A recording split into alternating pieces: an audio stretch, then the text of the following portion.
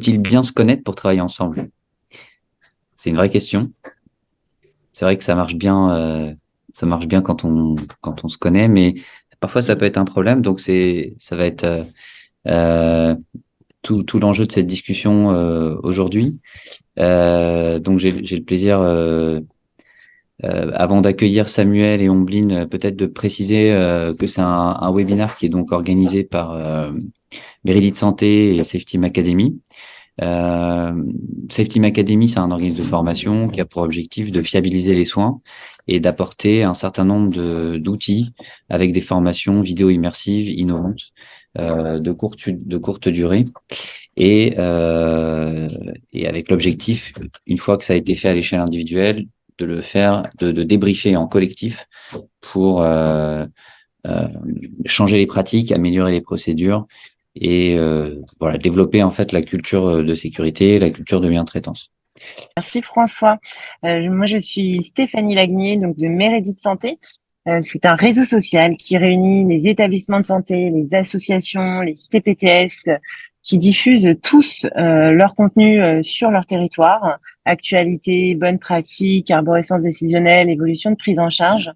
Nous, notre mission, c'est de proposer du coup l'outil qui permet que chaque professionnel ait accès à ce contenu fiable, mis à jour et utile pour la pratique quotidienne des professionnels de santé, qui nous permet d'améliorer les pratiques, mais aussi de créer des interactions pluriprofessionnelles pour, in fine, faire bénéficier aux patients d'un parcours un peu plus coordonné sur son territoire.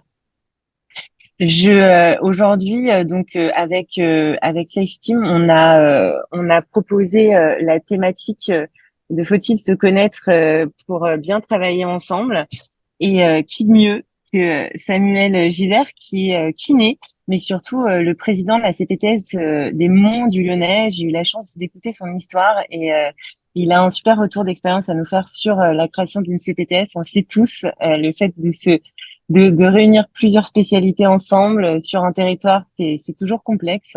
Donc Samuel, ravi de te compter parmi nous. En ligne complète parce qu'elle a beaucoup de casquettes. Et moi, j'ai eu l'occasion et la chance de la rencontrer dans un contexte de création et de réflexion autour de l'amélioration des pratiques dans le milieu de la maternité. Mais Omblin a aussi d'autres cordes à son arc, et en particulier le coaching. Et donc voilà, c'est un plaisir aussi d'animer des débriefings avec Omblin. Nos débriefings, comme j'ai dit tout à l'heure, c'est en fait des temps d'échange collectifs qui viennent après la formation e-learning. Et Omblin a également eu l'occasion de, voilà, dans des EHPAD sur la bientraitance, d'intervenir plusieurs fois avec nous. Et, donc c'est toujours un plaisir de travailler avec Omblin. Mais je te laisse te présenter, Omblin, c'est peut-être plus, et puis Samuel peut-être aussi, puis ensuite débuter la discussion, quoi. Ok. Bah, tout d'abord, un grand merci François de ta confiance et de me faire intervenir aujourd'hui. Effectivement, je suis pas la seule expert, enfin, je suis pas expert dans le domaine, mais en tout cas, voilà, je vais apporter ma vision en tant que sage-femme. J'ai été sage-femme pendant 17 ans dans une maternité, dans un établissement public.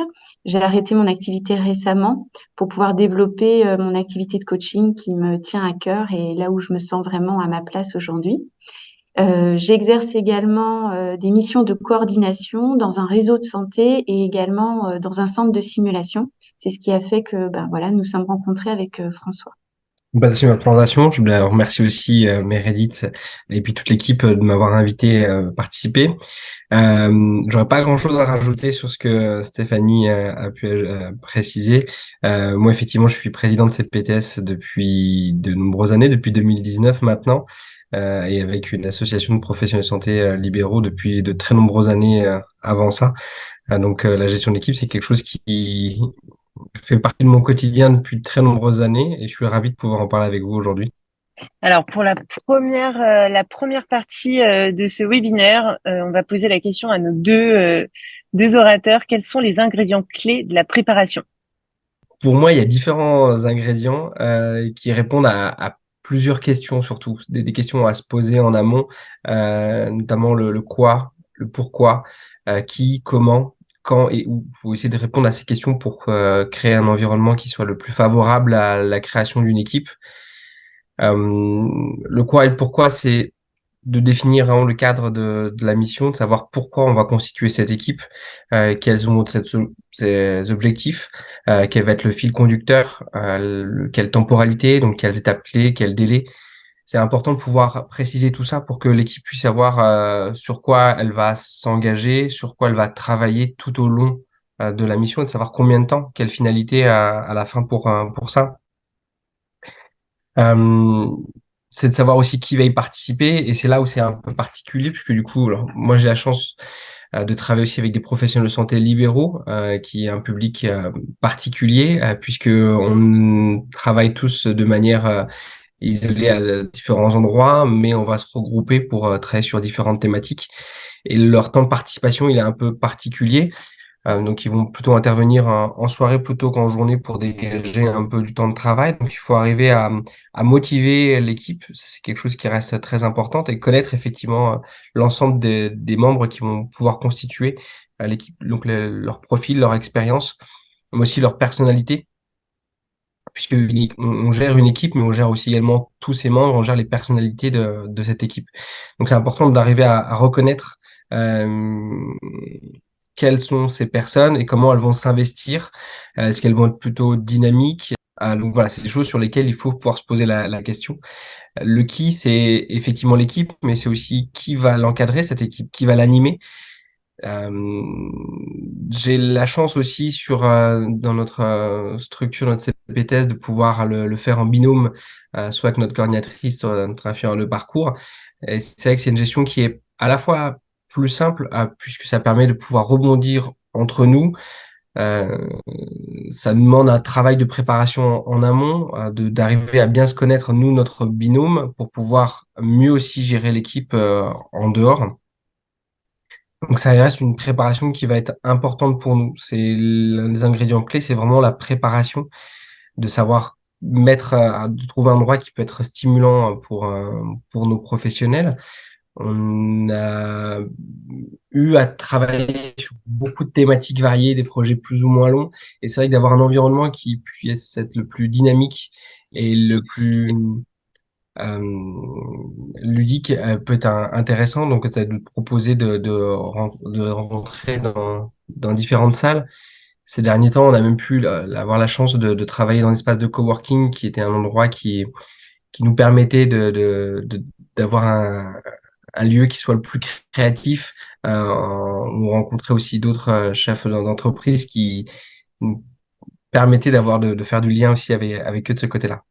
Donc voilà, c'est pour moi les différents ingrédients clés, c'est de savoir vraiment bien se préparer en amont, de bien connaître les membres qui vont composer cette équipe pour pouvoir justement euh, créer tout ce terreau, puisque c'est cette équipe qui va au quotidien créer et l'équipe encadrante va être en support de cette équipe. Ok.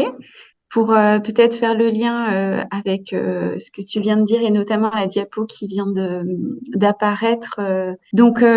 En fait, quand vous avez posé la question, faut-il bien se connaître pour travailler en équipe? La première question que j'ai eue, c'était on parle de qui? C'est-à-dire, est-ce qu'on parle de soi? Est-ce qu'il faut bien se connaître soi? Ou est-ce qu'il faut bien connaître les autres? Et, euh, et effectivement, je pense qu'un point important du travail en équipe, c'est d'avoir l'opportunité de se connaître pour interagir de façon adaptée et efficace avec en équipe. Donc c'est pour ça que voilà dans cette slide c'est quoi bien se connaître? C'est connaître ses réactions en fonction des situations, comment je réagis en situation de stress, comment quelles sont mes compétences, mes qualités quand je suis en situation où tout se passe bien, quelles sont mes forces, quels sont mes axes d'amélioration, c'est-à-dire ce qui est plus difficile pour moi, est-ce que j'en ai conscience, comment elles se manifestent, mes sources de motivation, qu'est-ce qui fait qu'aujourd'hui j'ai envie de travailler avec l'équipe ou pas, quelles sont mes valeurs, est-ce que je me sens bien dans l'équipe, qu'est-ce qui fait que là, oui, j'ai envie de travailler avec eux, mes croyances aussi, qu'est-ce qui va limiter mes compétences, qu'est-ce qui va donner des freins, ou au contraire, souvent les croyances sont limitantes, mais voilà, qu'est-ce qui va m'aider? Et puis ma gestion des émotions. Est-ce que comment je gère mes émotions? Est-ce que j'ai déjà travaillé à ce niveau-là ou pas? Ou est-ce que c'est quelque chose qui me met en difficulté aujourd'hui? Mes besoins aussi. De quoi j'ai besoin quand je travaille en équipe? Est-ce que j'ai besoin de collaboration? Est-ce que je suis plutôt en retrait et je vais plutôt être dans la technique si on a besoin de moi?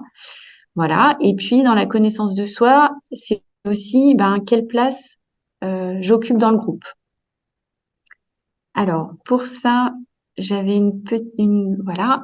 Alors, dans la place du groupe, ça va être effectivement ce que disait Samuel. Est-ce que on a des personnes plutôt dynamiques, des personnes plutôt passives? Et est-ce que je me positionne en général plutôt en tant que leader? Est-ce que je me positionne en tant qu'expert? Est-ce que je vais être plus dans l'organisation? Est-ce que je vais plutôt être suiveur? Et typiquement, quand on va me donner une consigne, oui, je vais être efficace parce que moi, j'ai besoin de consignes. Est-ce que je suis plutôt créatif? Et là, je vais être force de proposition. Voilà. Est-ce que je suis plutôt dans l'émotionnel? Et là, je serai un bon collaborateur pour accompagner ou soutenir. Typiquement, dans les soins, être là auprès de la patiente en situation d'urgence. Et puis, je vais laisser mes collègues qui sont plus dans la technique faire tout ce qui est gestes techniques. Est-ce que je suis plutôt médiateur? C'est-à-dire que quand je vois que ça commence les conflits commencent à monter ou les tensions, je vais plutôt faire le lien pour faire diminuer ces tensions. Est-ce que je suis le sceptique?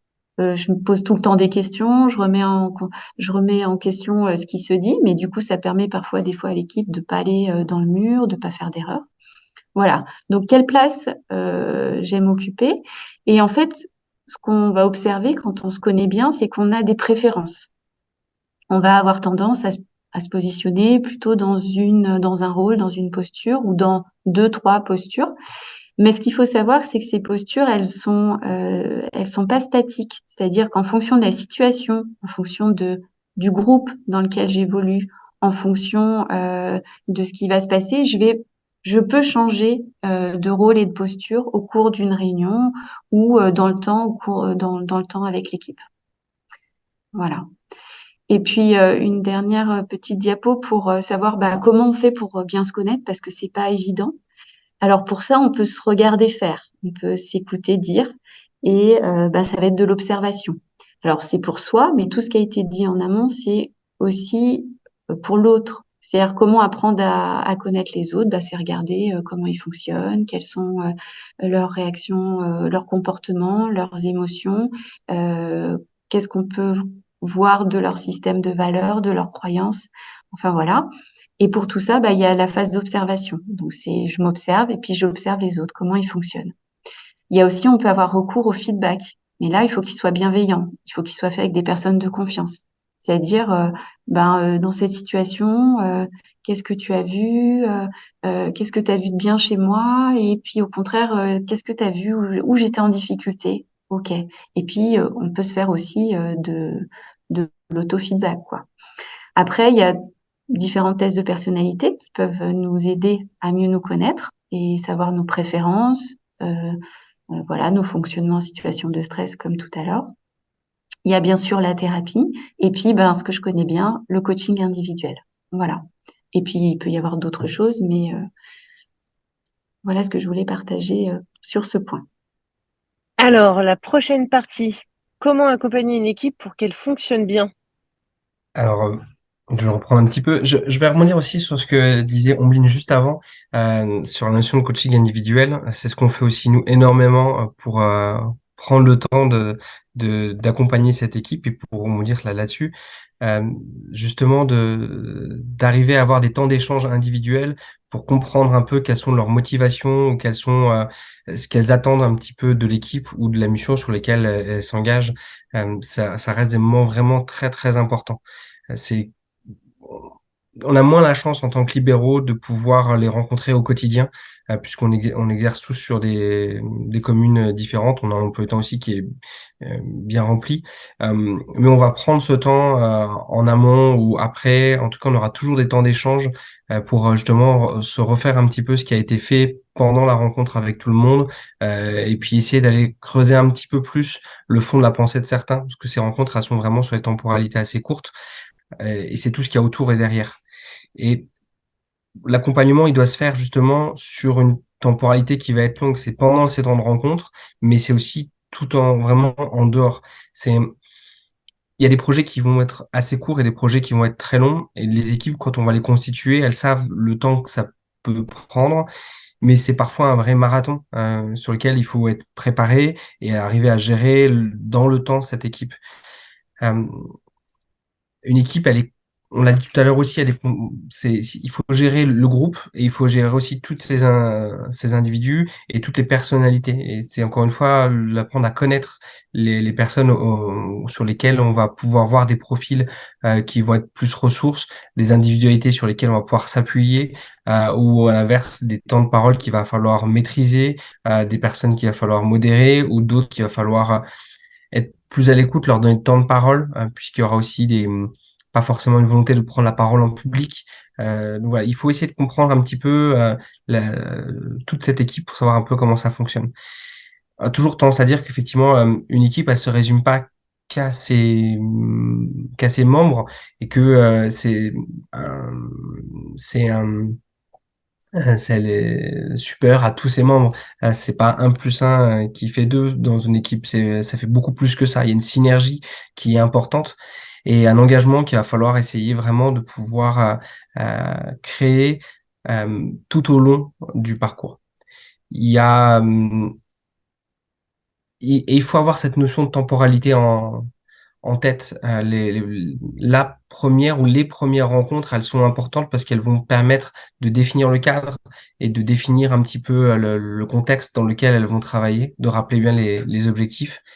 Euh, et puis après, c'est toutes les rencontres suivantes, tout ce qu'il y a à côté sur lesquels il va falloir tenir l'équipe, les motiver, les guider, orienter. Et on est des personnes ressources pour cette équipe. On encadre, oui, on est chef de projet, très bien, on prendra la décision, d'accord, mais c'est l'équipe qui va avoir toutes ces idées, c'est elle qui va avoir les ressources et le partage d'idées derrière. Et puis c'est cette ces dernières réunions sur lesquelles, ces dernières rencontres, ces dernières semaines avant la fin de ce projet, puisque la plupart du temps, on a constitué une équipe pour une thématique bien particulière. Il y a une fin et il faut pouvoir l'anticiper.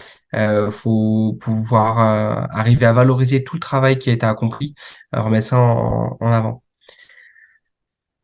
Il y a, comme on le disait tout à l'heure, l'encadrement qui va se faire autour de l'équipe et qui a une communication qui doit être vraiment, vraiment importante. Et la communication, elle va se faire de plein de manières différentes. Il y a plein d'outils qui existent et qu'il faut pouvoir connaître et maîtriser et pouvoir faire monter en compétence ces personnes pour la gestion de ces outils, parce qu'il y a des outils qui sont parfois pas ou peu utilisés. Donc, on va travailler avec eux sur justement des échanges téléphoniques, du mailing, des groupes, des canaux dédiés, etc., pour créer toujours une émulation, pour qu'ils puissent retrouver un petit peu tout ce qui a été fait tout au long et qu'ils se sentent vraiment toujours engagés et investis auprès du groupe. Donc, c'est vraiment important de pouvoir arriver à les accompagner sur cette notion de temps, aussi bien et pendant la rencontre et en dehors. Amblin, je te laisse la Oui, parole. je te remercie, Samuel. Alors, moi, je te rejoins dans quand on va, comment dire, travailler avec des groupes de travail sur du long terme, notamment enfin voilà, je te rejoins dans mon expérience de coordination. Et puis, je voulais aussi amener un peu l'expérience que j'avais dans les soins, où en fait, le travail en équipe, il se fait un peu de façon instantanée. C'est-à-dire que aujourd'hui, je suis de garde, je ne sais pas avec qui je vais être de garde. On est une équipe pluridisciplinaire. Même si mes collègues sages-femmes, par exemple, je les connais, ben, on est une cinquantaine, donc je sais pas aujourd'hui avec qui je vais tourner. Je sais pas quel médecin va être de garde aujourd'hui, l'auxiliaire, l'anesthésiste, le pédiatre, enfin tout ça. Donc là, la temporalité, on n'a pas le temps de prendre le temps quand on va gérer une urgence, par exemple une hémorragie de la délivrance ou une réanimation du néonatal d'un nouveau-né. Là, on n'a pas le temps rarement on a le temps de se dire de prendre le temps de ce qu'on appelle l'inclusion, de se dire bonjour, comment ça va, tout ça. Hein. En fait, on réagit en urgence et puis on ne sait pas forcément avec qui on va travailler, on ne sait pas forcément l'humeur de la personne aujourd'hui. Enfin voilà. Donc là, c'est vrai que c'est plus complexe et c'est pour ça que connaître les autres, c'est bien quand on a le temps et quand on peut le faire, quand on est dans des équipes qui sont pérennes et qui ont l'habitude, qui travaillent ensemble. Mais là, le système, par exemple, nous, quand on est de garde, on n'a pas ces possibilités-là. Donc, se connaître soi et savoir comment on interagit en situation d'urgence, quels sont, euh, ça veut dire que ça va être vous votre meilleur outil à ce moment-là.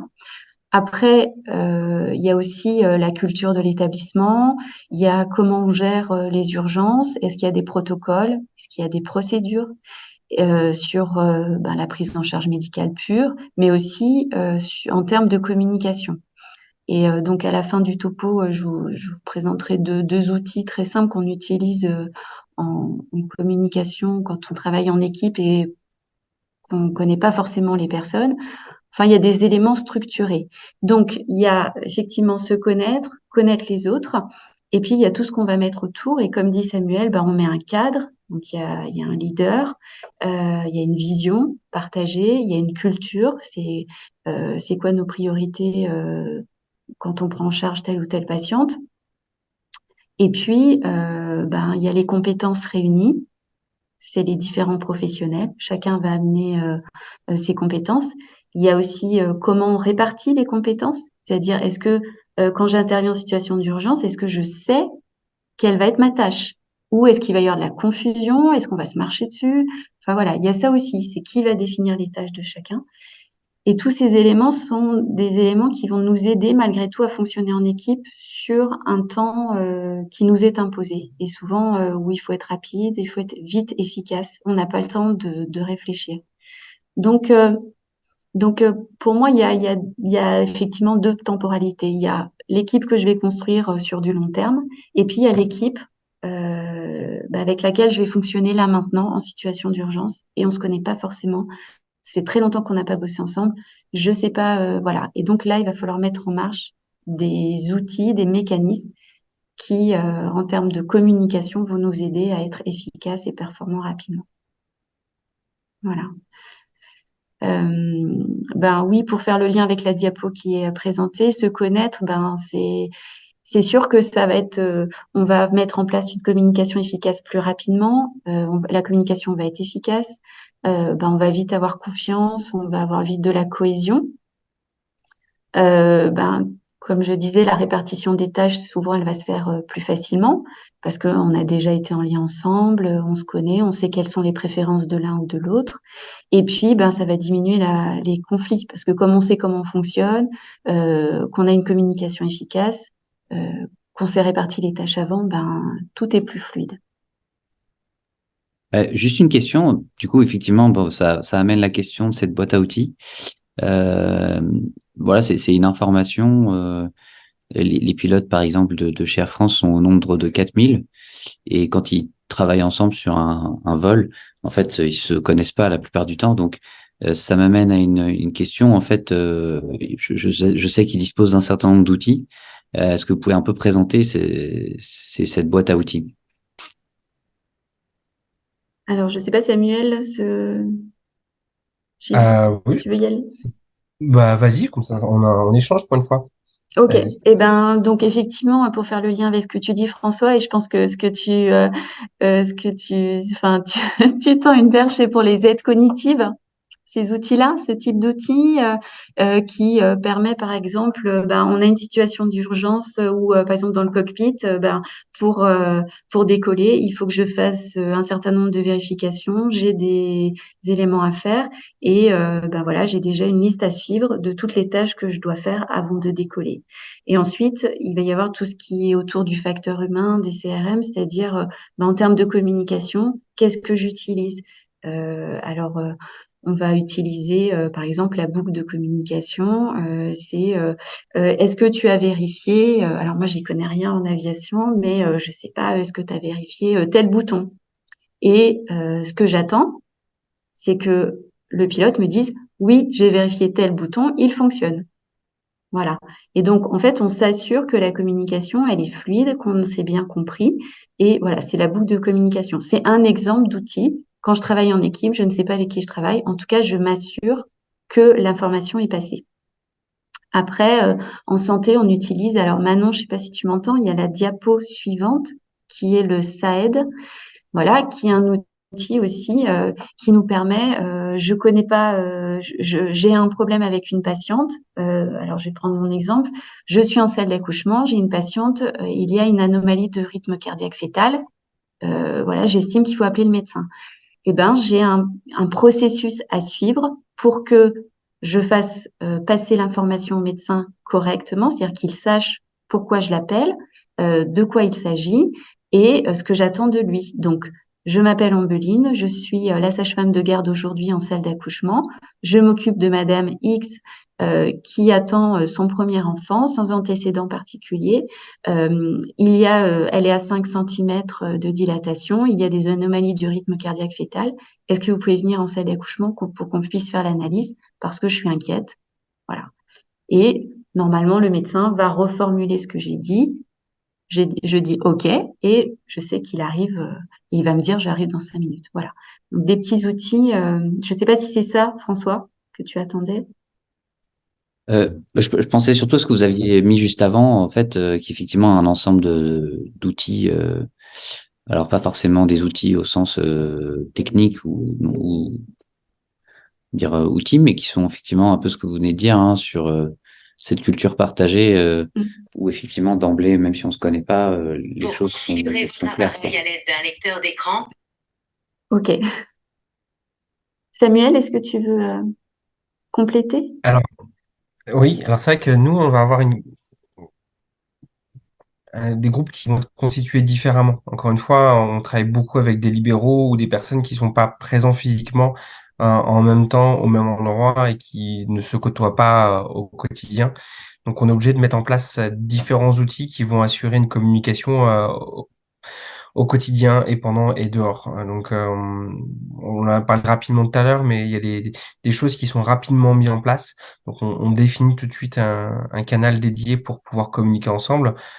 Typiquement, nous, on travaille soit avec WhatsApp, soit avec Slack, qui est un espace de travail sur lesquels on peut identifier, hiérarchiser et classer toutes les conversations de manière à ce que les idées soient au bon endroit et que chacun puisse interagir avec des possibilités d'avoir du traitement de texte qui est partagé ou des choses qui peuvent vraiment être transmises à un membre de l'équipe ou à un autre. Et ça reste important que toutes les ressources puissent être accessibles et que chacun des membres de l'équipe puisse approprier. On essaye vraiment d'avoir une communication la plus efficace possible, soit des échanges rapides, donc que ce soit en direct, soit avec un SMS mais pour toujours être en lien avec eux à n'importe quel moment et permettre justement au groupe d'exister et d'échanger en dehors de ces temps de rencontre. Et on a d'autres outils qu'on va utiliser, surtout pour la présentation que nous on va faire, l'équipe encadrante, sur lesquels on essaie d'avoir quelque chose qui va être le plus dynamique possible. Nous, nos équipes, on les constitue aussi pour pouvoir mener à bien un projet sur lesquels ils doivent vraiment comprendre les objectifs et on essaie de les pousser à réfléchir là-dessus. Donc, on va utiliser des outils comme Menti ou Slido ou tous ces présentations PowerPoint qui peuvent être à l'aide d'un QR code. Les personnes peuvent se connecter et répondre en direct. Donc, il y a plein de possibilités, des questions à choix multiples, des réponses libres, des votes, etc. Et ça permet de créer une interaction, un dynamisme au sein même de la rencontre et qui leur permet d'interagir de manière plus aisée que sur un temps de parole et peut-être aussi de manière plus rapide. On maîtrise de plus en plus, en tout cas nous, les outils numériques avec qui on va travailler puisqu'ils font partie de notre quotidien. On va essayer d'avoir les présentations les plus claires et avec un rendu le plus qualitatif possible pour montrer aussi l'investissement qu'il y a derrière. Et puis, on a aussi un bel outil qui est le tableau blanc coopératif. Je pense notamment à Miro, qui permet aux personnes de se connecter à n'importe quel moment. Et c'est une espèce de carte mentale assez incroyable sur lesquelles les personnes peuvent justement même connecter à distance lors d'une visio, de pouvoir interagir sur le même plan de travail. Et ça permet de créer une émulation qui est assez intéressante sur lesquelles ces outils vont demander une maîtrise au fur et à mesure du temps, mais ils sont assez simples à prendre en main tout de suite et ils laissent une possibilité de se l'approprier et de pouvoir créer des choses assez incroyables. Et depuis qu'on utilise ces outils-là, on voit qu'il y a une émulation différente qui est faite et des temps de connexion qui se font aussi en dehors des temps de rencontre. Donc, un dynamisme plus important. Après, hormis ces outils-là numériques, on essaye avec l'équipe. Il y a deux choses sur lesquelles je pense tout de suite. C'est les objectifs. Je pense que vous connaissez tous ces objectifs SMART, donc les objectifs spécifiques, mesurables, réalisables et dans un temps donné, qui permettent vraiment à ce que on comprenne vraiment pourquoi on a créé cette équipe, autour de quoi ça va tourner, quel est le rendu, ce qu'on attend vraiment pour ça.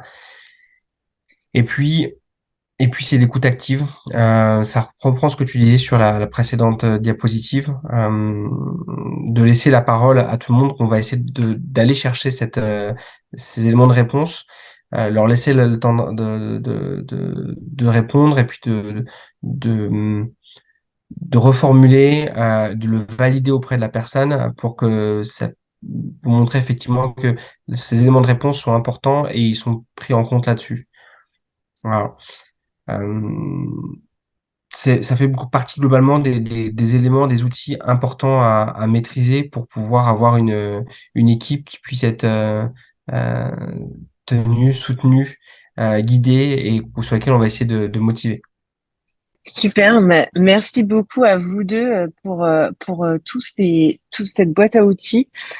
Un livre collectif, mais j'ai eu l'honneur effectivement de le coordonner avec Régis Fusier. Donc c'est un livre dans lequel on a pas mal de chapitres sur différents thèmes qui visent à apporter de manière simple et accessible le sujet facteur humain. Le livre de Jérôme Cross sur l'art de coopérer, c'est effectivement un livre sur la communication. Et puis pareil, aussi une boîte à outils extrêmement riche, c'est le livre de Guillaume Tirciot qui est pilote de ligne et qui a rassemblé aussi dans un ouvrage énormément d'outils et de réflexions très opérationnelles et que je recommande fortement aussi. Voilà, la Patient Safety Database, c'est le lien. C'est une plateforme complètement gratuite qui vise à recueillir des partages d'expériences en vue d'améliorer la qualité et la sécurité des soins. Et voilà, merci beaucoup Samuel et Omblin pour cet échange. Et j'ai pris plein de notes, c'était très intéressant. Et puis j'en profite aussi pour remercier Stéphanie, Blanche et Manon, sans qui ce webinaire n'aurait pas eu lieu. Puisque moi, clairement, je n'ai rien fait et j'ai juste pris du plaisir à prendre des notes. Clairement, c'était super. Donc, merci beaucoup.